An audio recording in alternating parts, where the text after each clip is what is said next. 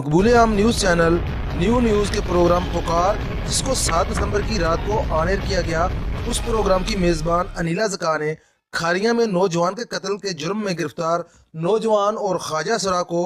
تھانے کی حوالات سے نکال کر نچوا دیا۔ تو میں وہ جگہ نچتا تو وہ جگہ قتل نہ کرتا۔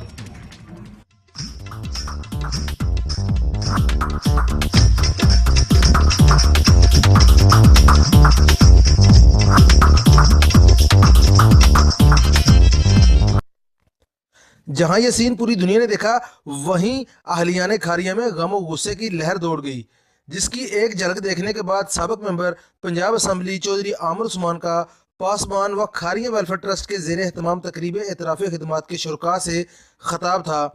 دیکھتے ہیں کیا کہا چودھری عامر عثمان عادل نے۔ اور اس کے بعد ٹی وی چینل سارے آ رہے ہیں، 8-10 پروگرام کر کے جا چکے ہیں، لیکن ایک پروگرام جو تھا اس میں سوئی اٹک گئی ہماری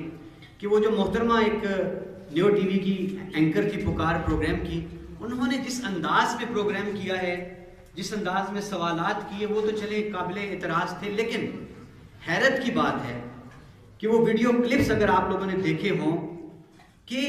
جو مرکزی اس کا محرک بنا ہے واردات کا، وہ جو خواجہ سرا، اس کو باقاعدہ رقص کروایا گیا، تیاری کروا کے۔ آپ اس کا گیٹ اپ دیکھ لیجیے ویڈیو کلپ میں۔ مجھے صرف ایک سوال کا جواب چاہیے کہ 302 کا ملزم کسی حوالات میں ہوتا ہے، اس کو اپنی ہوش ہوتی ہے کپڑے لتے کی، باقاعدہ زلفیں کھلی ہوئی ہیں، اور موبائل کہاں سے آیا، اس کے اوپر میوزک کیسے، گھنگرو کی تھاپ کہاں سے آئی تھانے میں،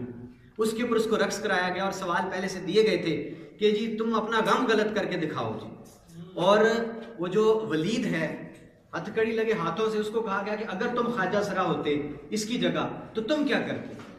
تو یہ میں سمجھتا ہوں کہ اس نے کھاریاں والوں کے ساتھ بھی زیادتی کی۔ کس معاشرے کی یہ روایت ہے